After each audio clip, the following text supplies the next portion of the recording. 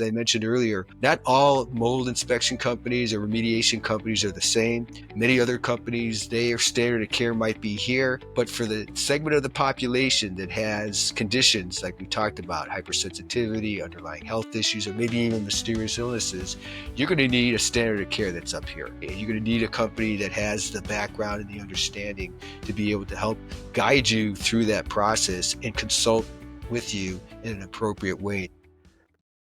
Welcome back, everyone. In this episode, we're going to continue our conversation with our guests, Mark and Steve Levy, two experts in indoor air quality, microbial contamination, and health-focused environmental testing. You can see their full bios in the description for the podcast.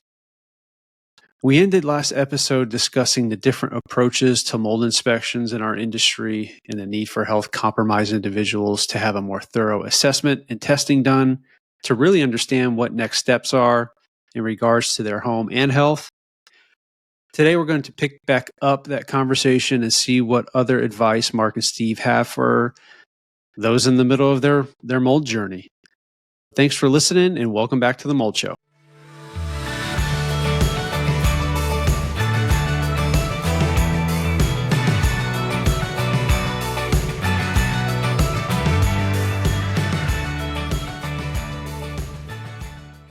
I want to kind of tag on to what you, Adam, stated as well as Steve, and it's about the idea that number one, you don't see mold, and then number two, Steve talked about the dispersion of mold, and it's so critically important for people to understand.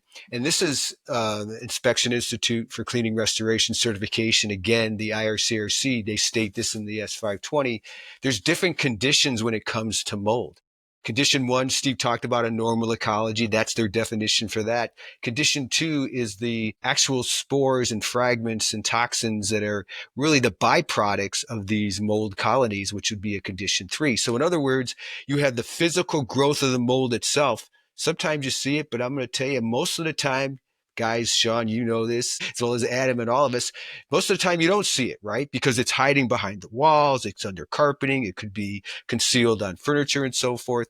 So those mold colonies, actually, they create that dispersion that Steve's talking about, which are the spores and the fragments, and some can produce these mycotoxins. They become airborne, they traverse through the air, and then they settle throughout your home. Now that is important to make that distinction because the dust now becomes another source of contamination. So what I tell people is that when you see heavy dust load throughout your home, different dust reservoirs, you're actually seeing that these are receptacles for the harboring of these types of molds.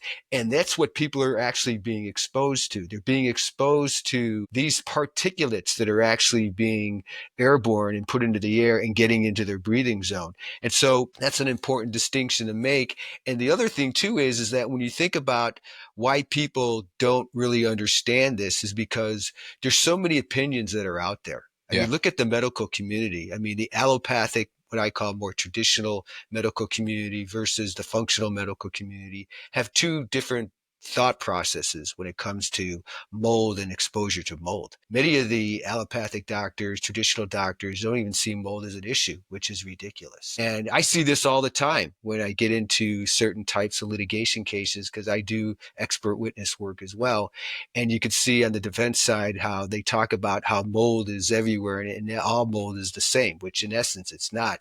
We could talk about that further. But my point that I'm making is that it's so really important for people to really do their own research and really be empowered through that research, because they have to be their own self-advocate. Doctors, this is one of the things that I learned about doctors when we started to become working and collaborating with doctors, is that there's a lot of good doctors that are out there. But there's also a lot of doctors that are out there that are closed-minded. They don't see anything beyond what they've been taught. And the functional medical doctors, they, in my opinion, whether the functional medical doctors, there's some MDs that are more integrative in terms of environmental type of focus as well. Those are the ones that really truly understand how these biotoxin exposures really impact the human body. And so people, you could go to your allopathic doctor, your traditional doctor. They could put you through a series of different types of clinical tests, and they may not find anything. That doesn't necessarily mean that you're not being exposed. They're not looking for what actually is going on, right? And so that's where you want to take a deeper look, find another doctor, find one that's more functional, one that's more integrated, so they can really see what's going on with you from what that root cause truly happens to be. And that's where this road makes it difficult for certain people, because they could be going for years with people to certain doctors and not really finding out what's going on, and still living in their home that's really exposing them, creating the types of illness that they have at that point in time. I guess it's no different than what you guys do from a test perspective. You have certain assessors that follow a procedure, and that procedure is going to give you this limited data set. Or you can go to somebody who's asking a lot of different questions, doing different tests, looking at it from a different perspective, which may be more focused on things like what molds are actually doing to your body, and giving you a different set of answers. So I'm glad you used those two examples, because it really makes a lot of sense when you think about it. Yeah, we spent a lot of time collaborating with the doctors. We learned a lot from the doctors. We learned a lot from our clients as well, because we started seeing a lot of commonality between symptoms, and we started to kind of connect dots. And when we started to collaborate with these doctors, we would sit down with them and we would ask them, what are you guys looking for clinically with your patients? And they would tell us, they want to know what type of mold it is. They want to know species, because species determines the opportunistic nature of what certain molds could do. We like to know if there's any kind of mycotoxin production. And we said, you know what, we could do that. So we went out and we actually worked with the labs to make sure that we can actually have certain types of sampling methodologies that we can use in the field.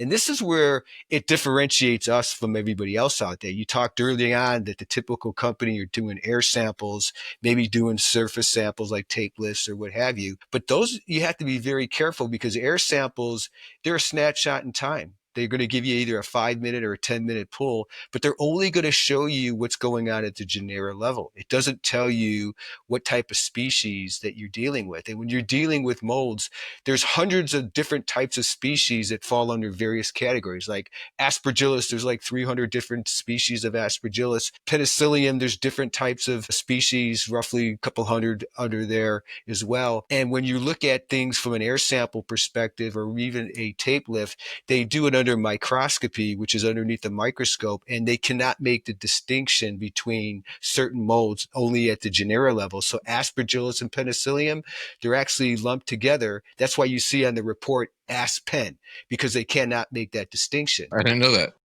So now what happens is that you're doing an environmental assessment of what's going on in the outdoors. You could see that your outdoor level might be X with Aspergillus penicillium, but your indoor level might be similar or less. But you know what? You don't know if it's the same species, and most of the time it's not.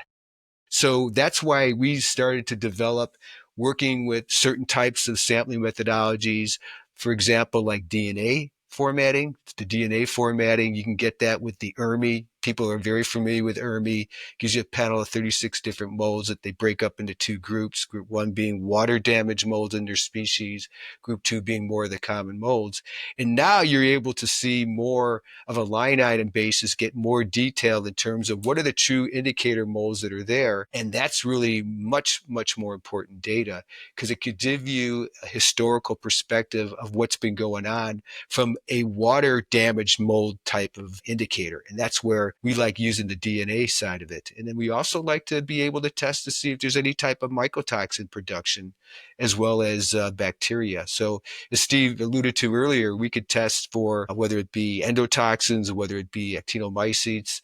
So we look at things from a complete indoor air quality perspective. We want to be able to give them as much information that they can really have, so that they understand, is this really contributing to the way that I'm feeling?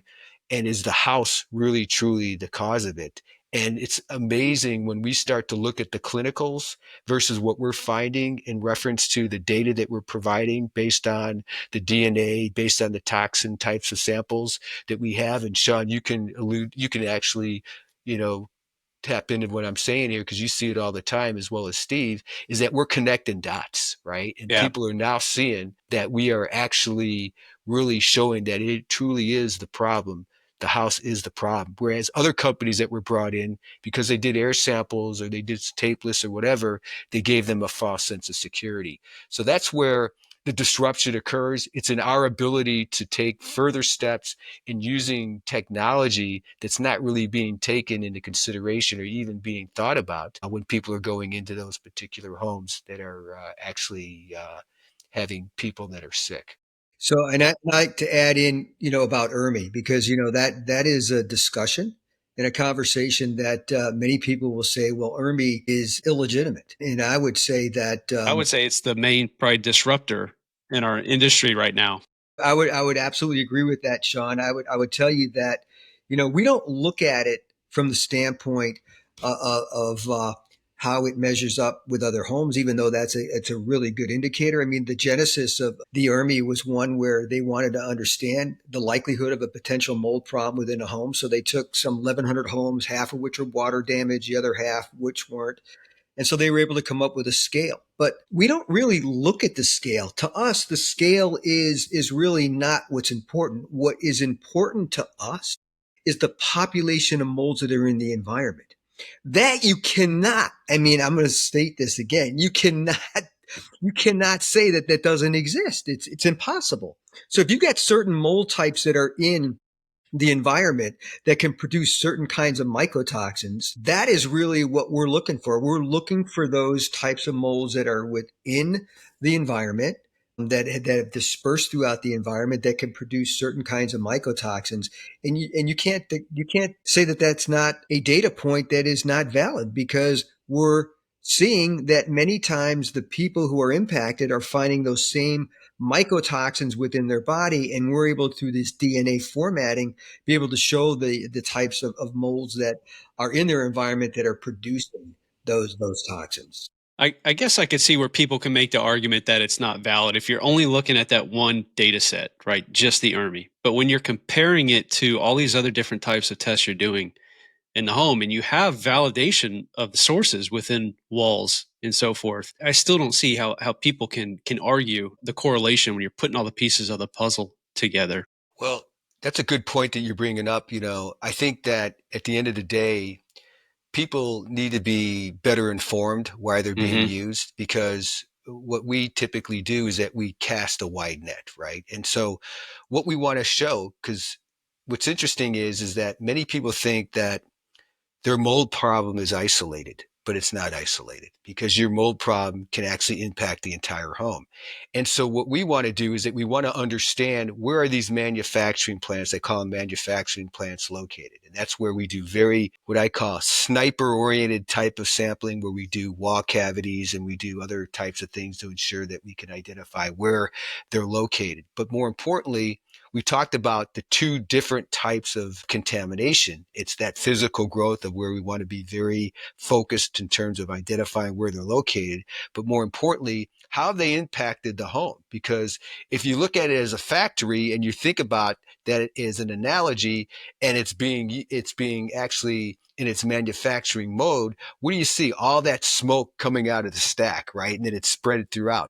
I love that visual. That, in a sense, is what's happening with the spores and the fragments. It's actually getting pushed out and sent out, and you can't see it because it's all invisible to the naked eye, right? And so that ends up transferring throughout your home, settling into your home. And you want to know if it is settling, because that's a form of contamination. That's why we sample that. So now what we're doing is that we're showing how things are transferring throughout the home. But more importantly, when you're dealing with a building structure, you also have to look at the HVAC system, because the HVAC system is really most often overlooked, and it's the lungs of the home. And as it's being utilized, I tell people it's like a huge vacuum. As it's pulling in that air to recycle it, to condition it to either warm or cold conditions, it actually is carrying millions upon millions of particles, of which you have spores and fragments that are getting pulled in. So now what's happening is that HVAC system becomes a transport mechanism. That's one of the reasons why we always test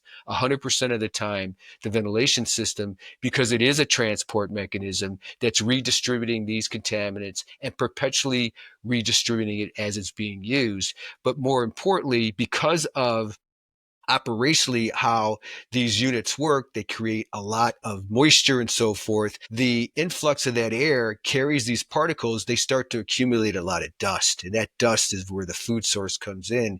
And now what we're finding is that not only is it a transport mechanism, but it's now become a source in itself. And when you open it up, you can see how there's really unbelievable amounts of growth of mold or other microbial elements that are in there. In Steve's book, he shows clear pictures of how the HVAC systems actually become compromised. And like I said, it's so amazing to me when I think about it, how often typical companies don't even look at the ventilation systems. They're only looking for what I call isolated areas. So that's really what creates the differentiation of what we do. We're showing the entire holistic impact of a home. And when you do that, there's more sampling, there's more technical analysis of what I call more higher standards of sampling methodology that's going to be required. And many of these people don't understand that.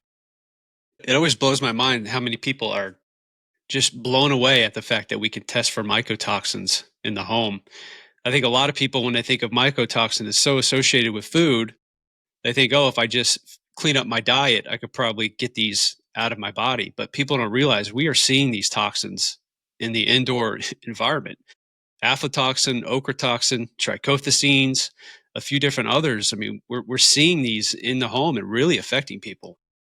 Yeah, and another point is that sometimes, this is why it's so very, very important to do the DNA formatting to really understand the species of mold, because many times, depending on the opportunistic nature and whether these molds are competing or not, they may not be in the environment producing the actual mycotoxin, but as it gets ingested into people, that's where the competition and the competing actually starts to occur, and the mycotoxins can actually start to be developed inside people's bodies. And so this is why it's so very, very important to understand speciation of the molds, as well as whether those molds are actually producing the mycotoxins in the environment. And I definitely do not want to dismiss the fact that the bacteria is a really, really big, important thing to test for as well. The actinomyces many times can be associated with skin irritation. If people have some kind of eczema or some other kind of skin ailment, it could many times be linked to a certain kind of exposure to bacteria. The endotoxin, which is very, very insidious, very symptomatic, and similar to what can happen with mycotoxin from a neurological perspective. When we go into someone's home, we want to be able to, as I mentioned earlier, build a story to give them an understanding.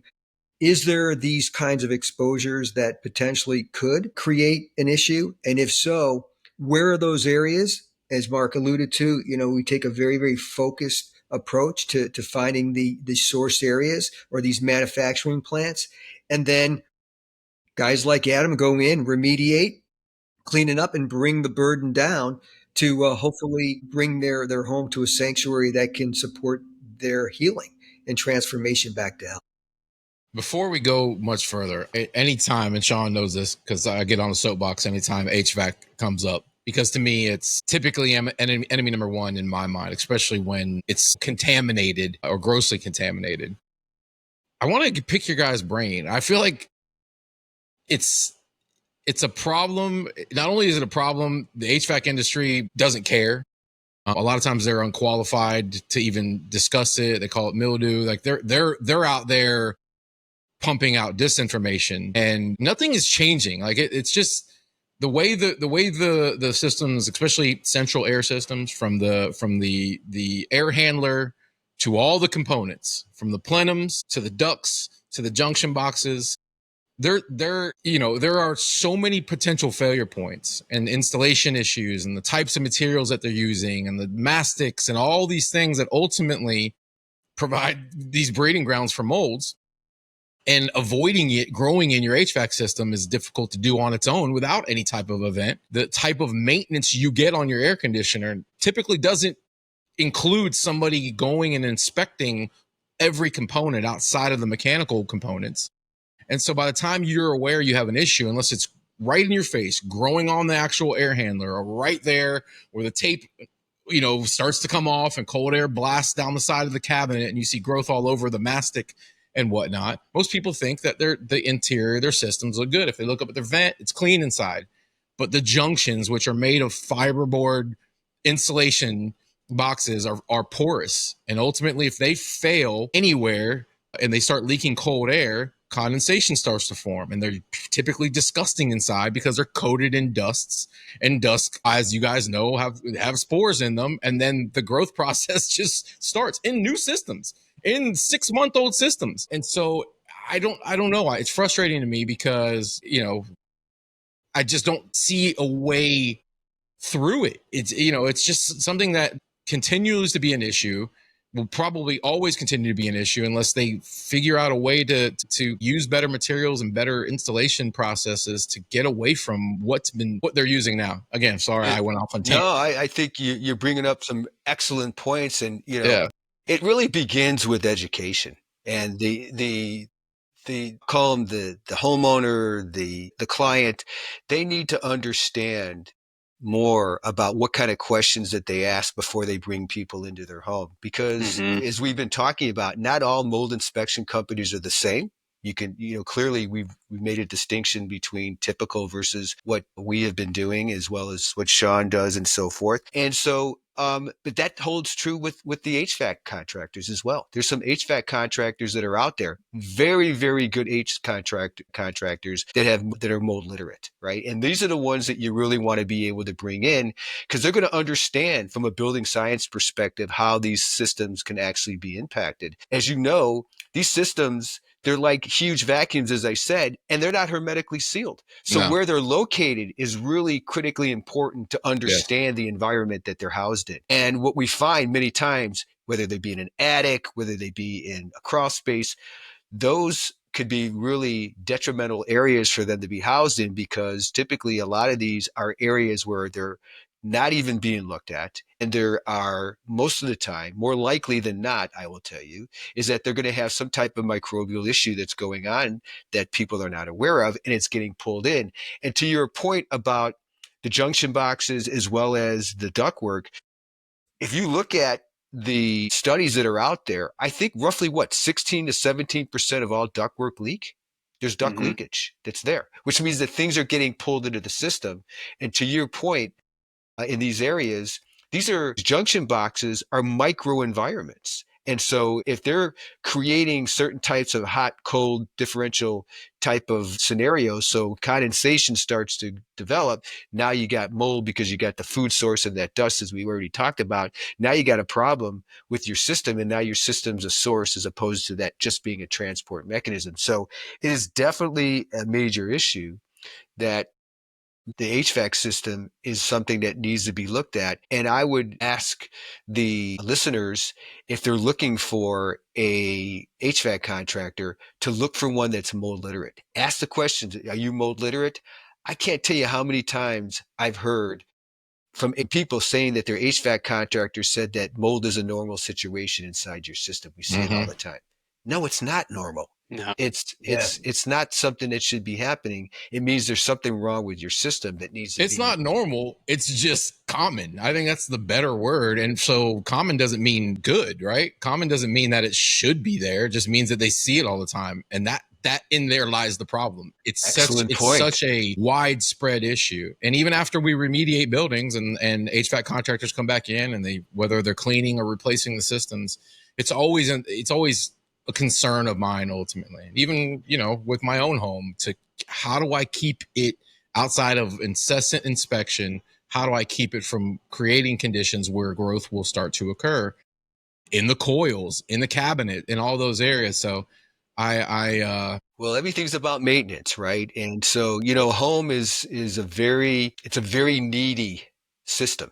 right? Sure And is. it needs to actually be maintained, and you need to be proactive. And what happens most of the time, we all do this, right? We tend to be reactive people. We react to things that just stop working or things that might have occurred where a problem results.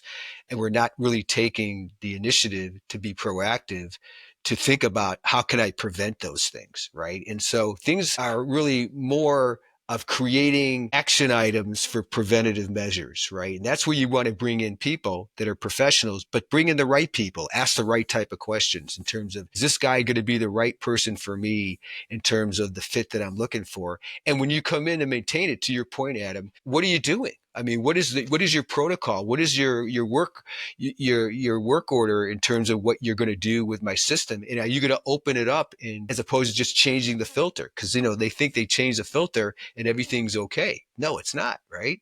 So there's really, what's the scope of work? What type of I would say, what type of literacy do you have when it comes to mold? These are all things that you want to be able to talk to about with the HVAC contractor, because there's a lot of good HVAC contractors that are out there, and we just need to ask the right kind of questions to The make sure most we're bringing in the right people. the most frustrating thing to me is when people are given this false sense of security that just because they throw on a piece of technology in their AC system, their problem has been magically resolved somehow. And, I don't know who needs to hear this, but just because you throw a UV light in the system, just because you throw an air scrubber, just because you throw a Remy Halo in the system, it doesn't mean all of our problems are solved, right? We still need to have a clean slate that we're starting with the AC system to make sure it's healthy. Yeah, well, Absolutely. most of these systems, when you really look at it and inspect it, one of the biggest problems that I see, especially in older homes, is that a lot of these systems are open. And so, what does that mean? That means that they use the return plenums of the wall and ceiling cavities. They're not hard duct. So consider this: when you're getting return air getting sucked in, as you know we talked about before, it's like a huge vacuum. It sucks air in to recycle the air from the room. But if you have an open system that's not a return duct system, that's not hard duct, it's sucking everything in from the interstitial ceiling and wall cavities, and you have no idea where that influence is coming from. It could be coming from an attic. It could be coming from a crawl space or a basement. So you're getting all of this potential exposure from inside the interstitial space that you need to make sure is been sealed. And a lot of times too, I when we've gone into people's places, they'll have their filter box completely open. It's not sealed. Sealing is one of the more important things. But some of these systems have to be redesigned. They have to have duct work that's hard duct, and they've got to make sure that there is as very little leakage as possible. And when you get to that point, it's going to help, but it's really taking a look at how it's designed and where it's pulling its return air from. Because that's, in my opinion, no matter what kind of remediation you do, you have an open system, it's going to continue to be a problem. To that point, and even you're right, because if you have an open system, that's going to create a lot of problems, and you're really not understanding where it's going to be pulled from. We see that in a lot of homes, but a lot of times what I see is that people, they'll get a new system, they'll get the new air handling system, but they keep their old ducts. Hmm. Right. And they're not even thinking about, I'll just clean the ducts. Well, first off, we don't know what's going on in those ducts. More likely than not, there's a problem with the ducts, because if there was a problem with the air handler, there's going to be a problem downstream as well. So most of the time, people are keeping it, trying to clean it. If you have what we call flex duct, which is that type of, I always like to explain it like this. When we were kids, we had the Slinky toys, right? That coil that's there. So what they do is that they wrap that up, and then they basically put plastic around it as they insulated it. And so now you have these grooves that are in there. And what happens is that you get the dust that gets lodged into these grooves, and it's almost impossible to clean these systems, right? In terms of the duct lining for flex duct.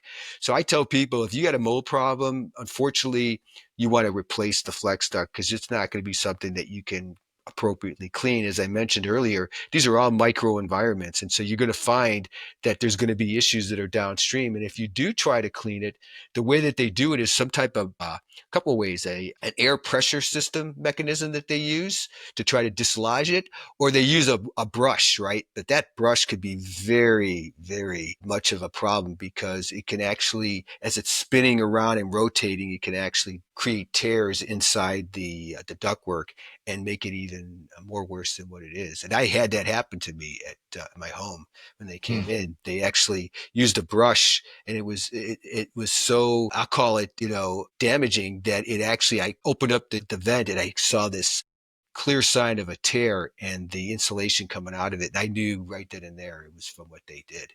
So be careful if you're going through. I think metal ducts are something that can be appropriately cleaned. But when it comes to flex ducts, that's something that you should consider replacing. Yeah, I think we could, and I think we should do. We could do an entire show on HVAC systems because Sean, you talked about the components that they sell and the lights and whatnot, but that's just for the unit. Everything else is, and a lot of it's past filtration. Usually, yeah. when I see it installed, it's beyond filtration. That's right. Yeah. And when you talk about UV light, it's where the placement is. It's so important for placement, right? UV light downstream, I would argue that, it's not really performing what it's stating that it's performing. Really, my opinion is that UV light should be in and around where the coil is, because that's where you have a lot of microbial growth that can actually occur, right? So to me, that's the ideal place for placement for that type of technology. Good to know. You talked about pulling air. And for some reason, when you were talking about that earlier, and obviously we know, when your return comes on, it's pulling air and creates kind of a negative pressure environment in certain areas. What about pulling air from drains? You talked about bacteria earlier, and ultimately, we all have our sinks and multiple sinks in certain areas, but the off gassing coming from the actual drains, which are never clean, what have you seen in your experience? Have that impacted the environment? Yeah. One of the things that we've seen is that, a lot of the times when you're running an air conditioning unit, especially with you guys down in Florida, drip line is create a lot of water is being, created, and it's getting, drained out through the drip lines. And we see a lot of times the drain is right there and it's not even capped. And many times it will overflow and create a pool of water that can seep in throughout the area and cause contamination. But that's a big issue. There's drip lines should be either capped into a drain or actually directed to the outdoors, but not inside where it can potentially pool and create another problem.